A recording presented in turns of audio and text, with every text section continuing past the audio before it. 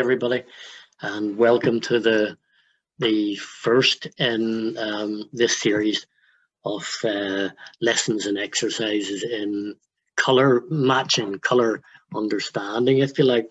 What I want to do first is reassure you, because we all know how fickle colour is. Those of us who paint know that colour can come and go so quickly. So please, during these exercises, don't worry or be concerned about that fact that it can slip out of your hands and come back and so on. What is important in these exercises is the process, that you practice the actions of going through and considering value and saturation and temperature and those things that I am going to explain, and get to understand what they are and how you can make adjustments to them. The result at the end is important enough, but it's not everything. The most important thing is you remember the process that you put into place, and the more you practice that process, the more you will be able to achieve seeing and identifying and matching colours. So that's the thing. What you see in front of you, don't be disheartened if it slips a wee bit, because colour will often do that. So that's the first thing. The second thing is I'm going to bring up a picture here that we're going to work from for the first, and we're going to work on the theme of greens to begin with, which might be quite nice. Now what I'm doing here, I'm just moving my own picture out of the way a little bit.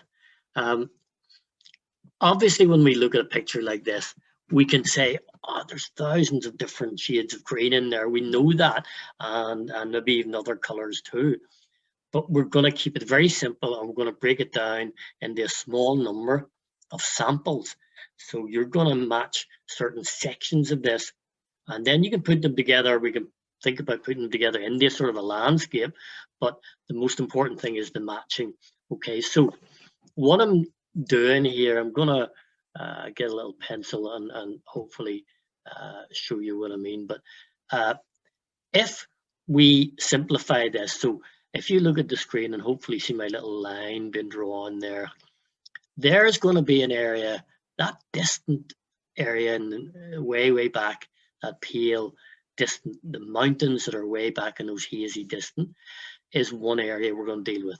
The second area is this big top of this big mountain. You can see it has a similarity of color. Yes, if we look closely, there's lots of subtleties, but we're not going to get too into the subtleties just at the moment. There's number two.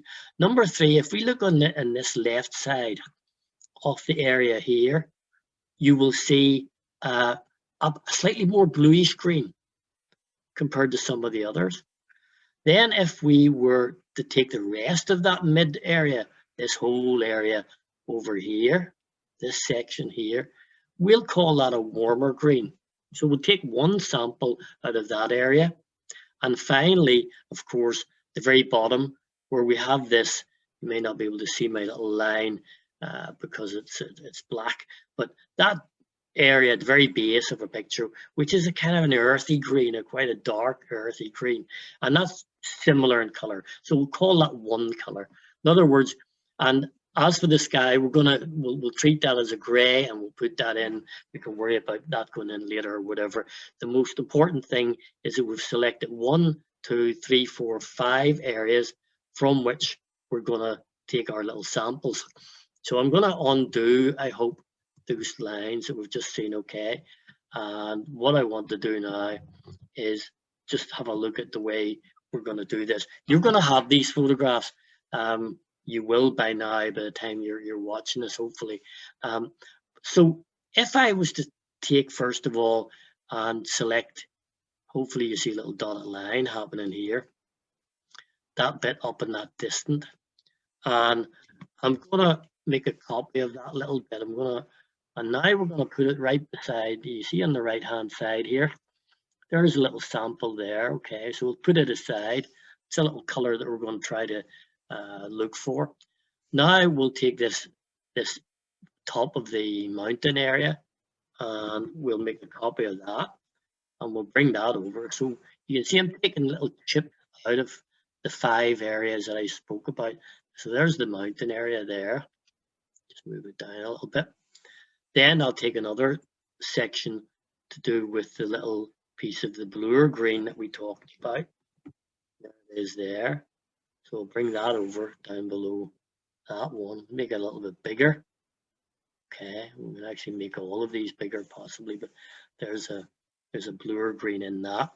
Then again, we'll go to the warmer green area that I selected, which is going to be here. And again, we'll bring that over. There's another green. And when you see them side by side like this, you begin to appreciate the variations in the color in a picture. And finally, we'll just take a piece from the bottom, that dark area there it is, going up into the corner. So I'll move that.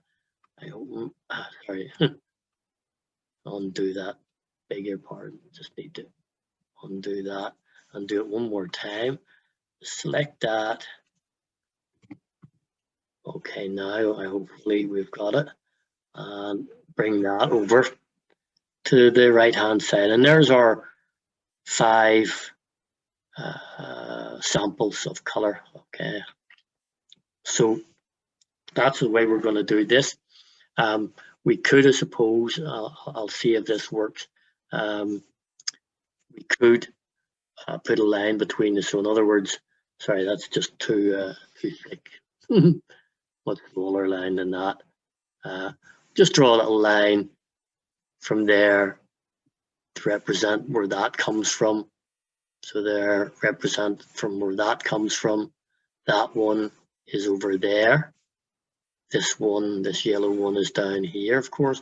And of course, the bottom one is the big darker green at the bottom. So there are the 5 areas of paint and the 5 samples that we're going to attempt to try and achieve with simply red, yellow, blue, and in the case of oils, we'll be using white as well. So that is how we're going to do it, and then we can meld them together and so on. But the most important thing is that you're not overwhelmed by all of these colors. We're actually extracting 5 colors out of the landscape.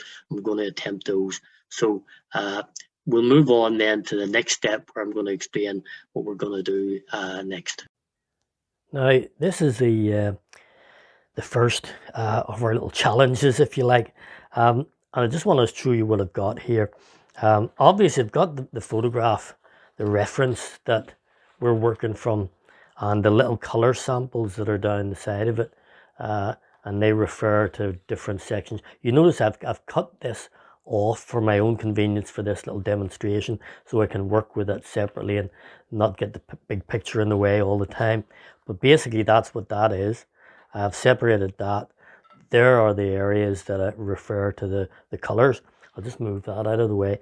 The second thing you notice I have is a very small piece of watercolor paper. It's A6, so you can see my hand there. It's the size of a postcard, really, and that's all we need for applying little samples of color on. There's no need to be working on a big sheet of paper, which is not only a waste but much more difficult to cover. So that's just taped down there. You might notice that in the image, I hadn't taken a sample of the sky color. I focused on 5 samples out of the main landscape. So what I've done is, you might just see I've put in a little wash there of grey, just you can see it compared to the white, tiny, just to sort of kill off the white, and so we can refer to that whenever we put other colors on top of that. And of course, as I say, I have this, my little sample color here.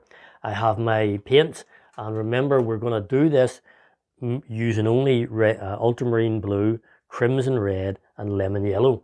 Okay, so that's quite important to be able to do that, because it makes us have to adjust rather than finding ready-made colors. That's the whole point. I have a jar of water here and a number 6 soft brush. It can be bigger, a wee bit smaller, but a decent sized brush to occupy the spaces. Okay, and a plate, of course, to mix my color.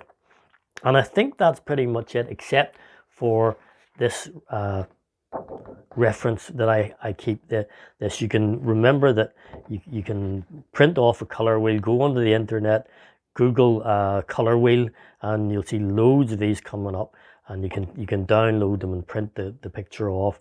I put mine in a piece of laminated here, so it's handy, it keeps it clean whenever I'm using it. But that's just a reference. You don't need to have it in your hand. You might have it a small version beside you or whatever, but you'll eventually get to know without having to refer to that. I'm just doing this so that we can see clearly each step that we're doing. So hopefully that all makes sense. And so what I'm going to do to begin with is use the samples here that I've taken and try to work from them to match. And to do that also, by the way, just one thing I missed, some scraps of paper. Obviously I can try out little samples and hold them against that and see whether we're getting anywhere close or not. So that's all of that.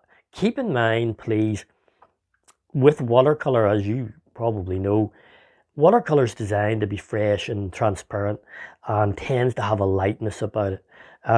It's not always easy to make very intensely rich dark colors with watercolor. It's possible, but it can be a wee bit more of an effort to get that density, because watercolor has its strengths, if you like, in some of the area things. So when you put it on paper very often and the paper shines through, that will appear lighter than maybe it did even on your palette. So you keep that in mind, and don't let that concern you too much. The main thing is that you are trying to achieve striking close to these colors here. That is the main objective. Then we're going to put them onto our little, let's call it our little picture here, which you see is divided into the bits, 1, 2, 3, 4, 5 bits that refer to the 5 colors here. And I'm just going to color it in. Initially it'll be like coloring by numbers, but that's okay as long as we're learning something all the time. So let's make a start with the first color here. And if you look at that, the first thing we say is, where do we start? Where, in terms of a color wheel, would we begin? In other words, if we had a choice of any of the primary colors, red, yellow, blue, or even any of the secondary, orange, green, and purple or violet, where would we start? And I think if you look there, you would agree that we're looking probably at the blue end of things. That color at the top has a blue inclination. So let's start with that. And that sounds very, not simplistic, but sometimes we do get carried away and we look for colors and try to get them first time. Just look at the color and say, where would it fit? What's the closest main color? Put it that way. And it says, if you think, oh, it's in amongst the blues, then start with that. And you can see here, this ultramarine, of course, is a very intense blue. Of course it is. But what we're going to try to do now is adjust it. So if we look at that in terms of what we've got on our little samples here, you can see the very first thing, it's darker. So obviously we know with watercolor, you can see as I'm diluting it slightly, how that's getting lighter. So it's getting more closer, if you like, to the brightness of my little sample. But also the thing about the blue that we're trying to catch is, it's actually a grey. It's a greyish blue. It's a very neutral blue. So we could look at it and say, what about temperature? The first thing we might look at is this warmer than that? In other words, is that color more round towards, let's call it greens? Or, is it more round the orangey color? Well, of course it isn't. But you can see here, I'll just lift it up. There we are, we're saying it's blue, but, is the color more green? It's not particularly, really, and I think unless you can be convinced that you can see a definite green, stay with what you've got, okay? And I'll explain that shortly. But so we're going to stay with blue, but what we do know, as I say, it's a grey blue. It's not a rich blue like this. So if it's grey, we desaturate, we drain it slightly of its color. And now if we go back to our color wheel and we look at blue and look across the way directly, we'll have orange. And that is one of the colors that will desaturate, one of the main colors. So we'll do that. We'll make a little orange up. little bit of red, a little bit of yellow in here. Drop a little bit of your red in there. You know, it's a very average orange, nothing too strong here, okay. And I'm going to add that orange in. We're just going to drop a little bit more red in. And this is not science, and well, it is in a sense, but as artists, we don't need to function like scientists, but you know, so give or take a little bit. We know that that will do something to this color, and we're going to find out in a second. So you can see as I put a little bit of that in there, and that was only a little bit. What I'll do is I'll find one of my little sample bits of color here. I'll just put that on there. And let's have a look at what we've got. So we're not too far off. You can see what's on the page. You can see what I've got. Perhaps my color is going a little bit on the greener side. So we've moved it, we've made it too warm. So we'll go back and cool it down again. So I'm going to add a little bit more blue this time. We already have that slight orange in there, so it's never going to be the same as we started. Once that's done, the blue probably will never be the same. Take the edge of that and just dilute that a lot more actually. I just put a little bit of that on. And you can see, hopefully it's still a bit wet, but you can see how we now are getting much closer. If you look at the middle section of that where the blue isn't flooded, we'll see that that's a lot closer. We'll just take mop some of that away because it is that light. And we'll look at that again. And you can see that there, okay. So now what we're going to do is have a look at the next color on our little sample there, which is this one. I've folded the other one over so that it's not in the way. So this is what we're after here. We've selected this color. And again, if we were saying where would we start, my instinct again would be around blue. I think I'm going to start with blue at least to start with.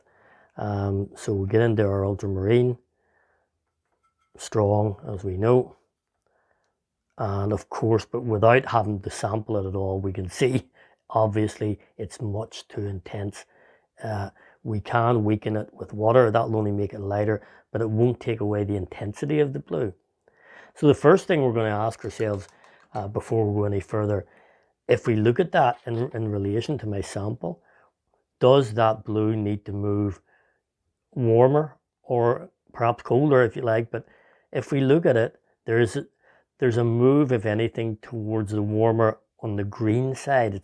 There's a green tint going on of that in that blue color. So it's not just that blue there. It's certainly moving to green, which is understandable in the landscape. So what we'll do is we'll take some yellow, which I'm just preparing here now. And rather than going straight in with the yellow, what I'm going to do is make a little green tone. So there's our green there, you can see. And I'm going to start adding that in. And you can see how you can see the change happening already. But what I'll do is I'll flood the rest of that in. And what I'll do is I'll take my little, if I can find it here, my little sample piece of paper and try a little bit of that on there. And you can see that we've moved that from pure blue to slightly greenish blue, and you can see how that's becoming much more closer to what it was. You can see the ultramarine up in the corner there, and that's an example. So I've warmed that up a little bit. I'll maybe just feel I've gone a wee bit too far. I'm just putting a tiny bit of blue back in. But what we've got is this very blue-green. So it's predominantly blue with a hint of green. So I'm putting another wee bit there, you can see. Now, obviously, we can adjust the darknesses and the lightnesses of that and whatever. So what we need to ask ourselves, is it too rich? In other words, is the color that we're trying to achieve more gray? And of course it is. It's a bit like the one we made earlier. It is a gray version of a color. It's a desaturated drain color. This is very rich. You can see that it's very pure. So with a blue-green, we will find out what we can do with a complementary. So if we go to blue-green here, round about this area, and go across, we're in between red, orange, and red, but we're certainly in the reddish end. So we'll make something like that up on our palette. So I'm going to take some crimson red over here, fairly strong, and maybe a little bit of yellow, but it's probably more to the red end of orange. So in other words, we don't need very much yellow. You can see there, it's a very rusty sort of color. I'm just going to stir that in to what I've already got. And you can see the difference between that, for instance, and what's on either side of it. And that's why a decent size palette is good, but you can see those things. And what I'll do now is I'll tear off another little paper, put my little sampler on here. Now that I've desaturated that, look what we've got. Do you see how that is now a grayer tone? You know, it's a duller, it's more akin to that, but it might be a wee bit warm, might be a wee bit more, you know, that might still be cooler. So we'll turn the sliders again. So it's a bit like, as I say, the old television where you slid things up a wee bit brighter, a wee bit duller, a wee bit richer in colour, a wee bit more high contrast. So I've cooled that. You can see the difference between that and that now. Do you see? I've moved it over to the blue end a little bit more. And I'll see if I've got any closer. I'm going to put my little sample on the corner of my page there. And look at that. You know, I feel that I'm getting much closer. It's a little bit light simply because of the amount of water I've got in it. But it's much better. And remember what we started with a color like this one way up here, this pure absolute ultramarine, and now we've achieved that. So with that in mind, I'm actually gonna do that. I'm actually gonna take this and make a little bit more. So I'm gonna follow this process again. Blue, okay. We know it's too rich and too cold. So what did we do? We added a little bit of green. So a bit of yellow, a bit of blue over here. So we stirred in a bit of green. We just moved it slightly to the green end. When we got it to the green end, we knew it was too saturated, too rich. And we added a little bit of a reddish orange. So here's our reds going in there. And a little tiny bit of yellow, because it is a reddy orange, not a yellow orange. And stir that in. Maybe a wee bit more to achieve. I'm getting my little sample there again here. So there is our color there again. Okay, so that's done pretty quickly, but what I want to do is make enough of it because I wanted to get it, you know, enough to cover this little area on my little painting here. So, you know, it's only an illustration of what we've done in terms of color. It's not a great idea for a painting, but I just want you to see it, and I want you to make it as a little painting, and you can play around with it as you wish. And it's a bit darker at the top, but remember, we have only sampled 5 colors out of, we don't know how many that are on that picture. So we've simplified this little landscape down incredibly, you know. So you can see, for instance, if I bring my picture over, how I'm trying to get the color. And my sample came from somewhere down here. So you can see what I've got, and I sampled that, and you can see what I've got there. That's dried in a bit, maybe it could have another layer. But you can see that what I'm doing is making quite natural colors, natural landscape color, rather than going necessarily with all these tubes of paint and hoping that sap green's going to do it, or, you know, crimson's going to do it on its own, or, you know, burnt sienna. We can do all of this with 3 colors, and this is good practice. I'm not suggesting you don't use other colors, absolutely not. I wouldn't do it. But what I'm saying is we are learning how to use the language of color with the basic framework, and which is 3 primaries really. So I've cleaned that up. We'll try and work now towards the next color. So if I fold this over, get rid of that one that we've just been looking at, and look at the next one. Have a look at that now. That's an interesting one because we now know we're into greens. We're into sort of a green thing, definitely. So we'll start with green. So, you know, if we see green very obviously, then we start off with that color. So if you give me a moment, I'm just going to get the yellows in there and a little bit of blues in here, not too much. And this will give us a start, you know. So we have a very strong green there. And what I'll do is I'll just grab a sample card. It doesn't need to be watercolor paper, as you know. I mean, you might want to save that and just use scraps of paper. Although, to be fair, watercolor paper holds the color better, you know. So there's the color there. We're looking at this top one. What have we got temperature-wise? Well, it's too warm. What I have here is far too warm. It's got to be cooler. That's bluer, isn't it? So we do that.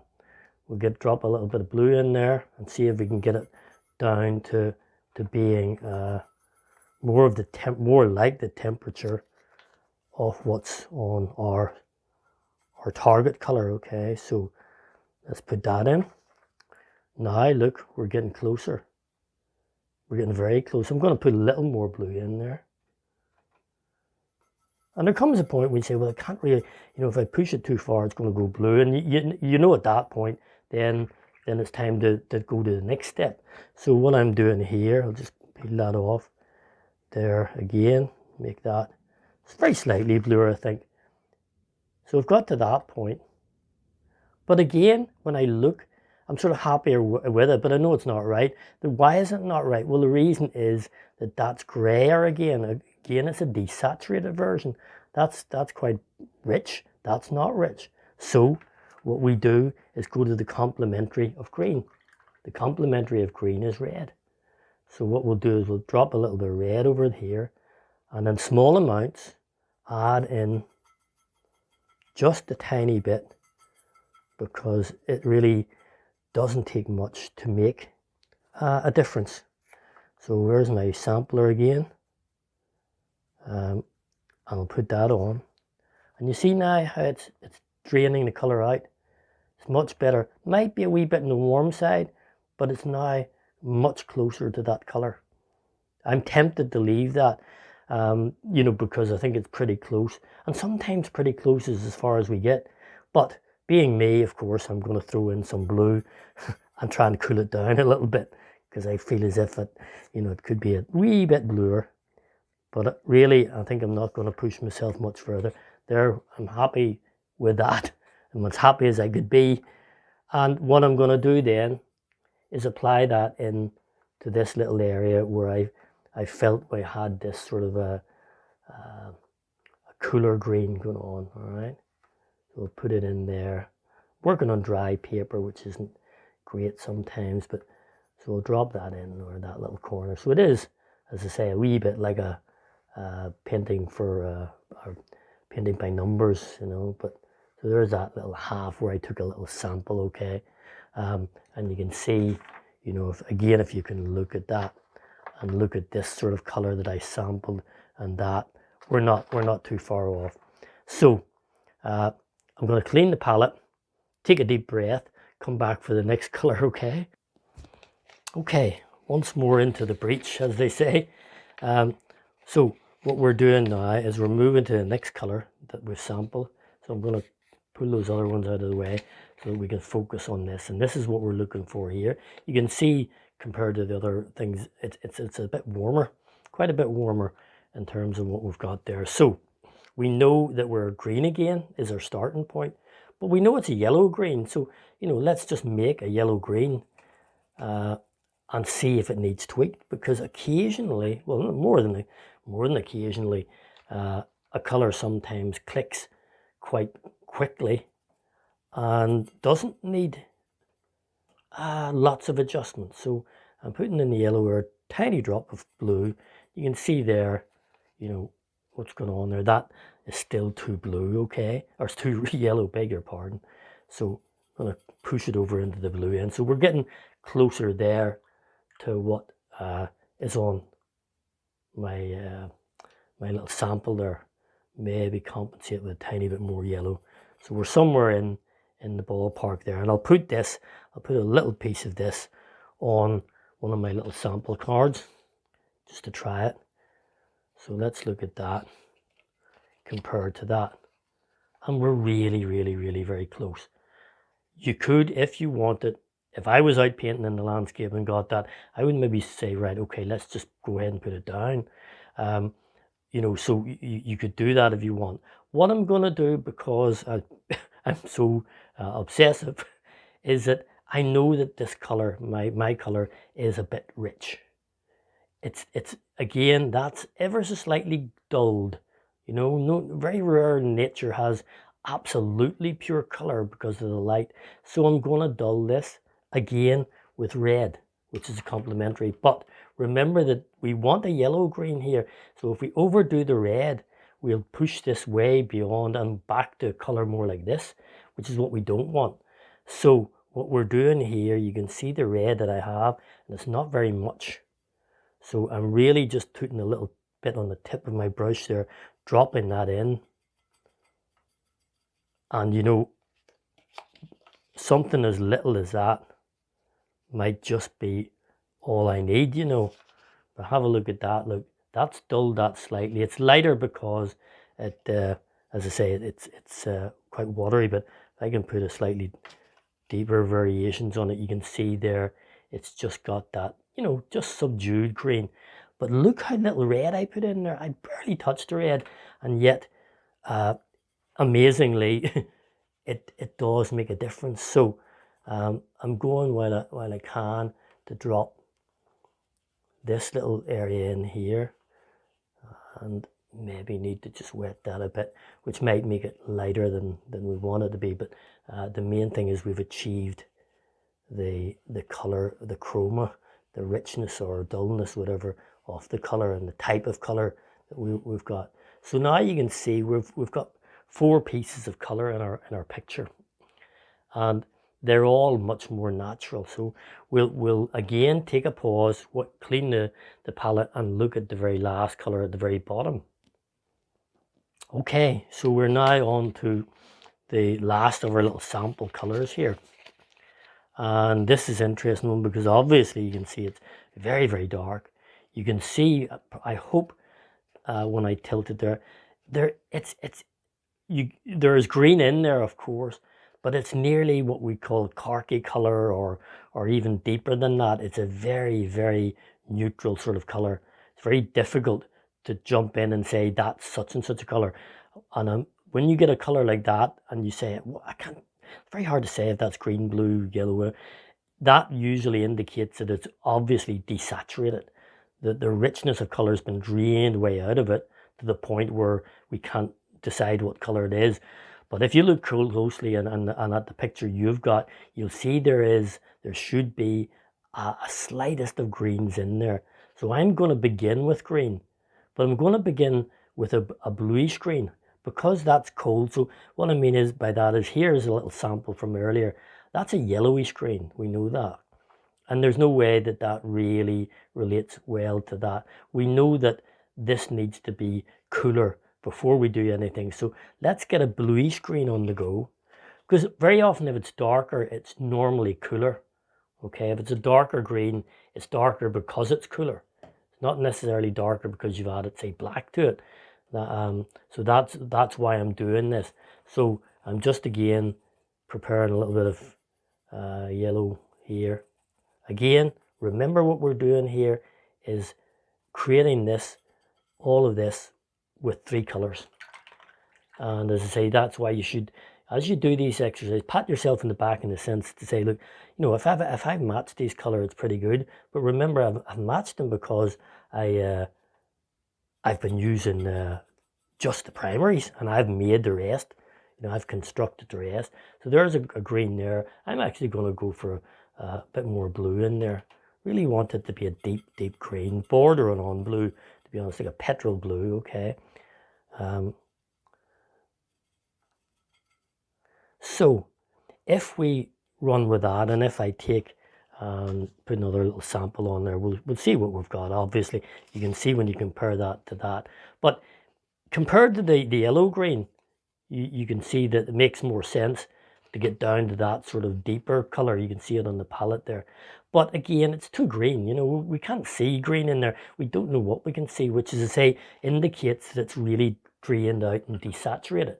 So if we look and check how we can desaturate a bluish green, it's again a red orange. Okay, so we're going to make a red orange up. So it's predominantly red, and we're going to make it quite strong because we want a dark color here, as dark as we can make it anyway. So there's our deep crimson, pure crimson. Little spot of yellow in there, not too much. And I've just moved it to what we would call an orange, just about. And I'm going to put a wee bit in there. And again, there you can see the difference in that and that. So I'm going to stir that around a wee bit more, make up some of it. It's quite a big area, so I might have difficulty covering it. But let's see if we take this, having now desaturated that color, and we look at that. And now look at this. Look how close we're getting to that color. Again, it's maybe a little light because of it's watercolor and it's paper, but look what we've got. I actually think I've maybe gone a tiny fraction too warm. There's a wee bit of a redness in my color that I don't like. So I'm going to compensate and cool it down. How do we cool it down? We add blue. So a little drop of blue in there. And you can see that we're getting much closer. Where are we? Here we are here. Look. So we're getting that muddy neutral color, but it has a hint of green. So I'm going to take and drop that in. As I say, it's probably not going to be as intensely dark as the original, but I'm going to put it in anyway, and maybe even try and put another layer over it when it dries. Okay, so we'll do that because I would like to see the intensity of this color. So I'll put one wash across it, and I'm going to make another batch of this color that I've just made up and go over it again, because it has to. I really would like it to be much darker, but we'll see if we can achieve that in a moment or two. Okay, what we've done here, what I've done, is I made another batch of the darker tone color that we were matching a moment ago, and put another layer on just to try and create that nice strong contrast between the distance and the foreground, and I think I feel better about that. And what I've done is I've started to play around, suggesting a few little tufts like grass or something just to make the picture more interesting. But really the point of this exercise is to see how we could have related these colors to what's on the picture. And you can see in general I have got reasonably well with the 5 that I selected. So 1 was this little piece, 2 was a sample out of the hills, which I've got over here, I think. 3rd one is this cooler green, which is coming from this part where you can see the little arrow where I sampled that. And this is a more yellowy green, which relates to the color that I sampled down here. You can see that little field in that color there. And of course, the bottom section relates to that. So I think I've got reasonably close. But the most important thing anyway is the process of going through those steps. Choose a hue, choose a starting color. Ask yourself, is it warmer or colder? And make an adjustment. Then ask yourself, have you got as close to the color as you can? And when you do that, ask yourself, is the color that you're trying to achieve duller or grayer version of your color? Or is it okay? If it's duller or grayer, you need to adjust the saturation by adding the complementary, which is the color opposite on the color wheel. So now it's over to you. Try this. Don't worry about the outcome too much, as long as you see that you're following the process.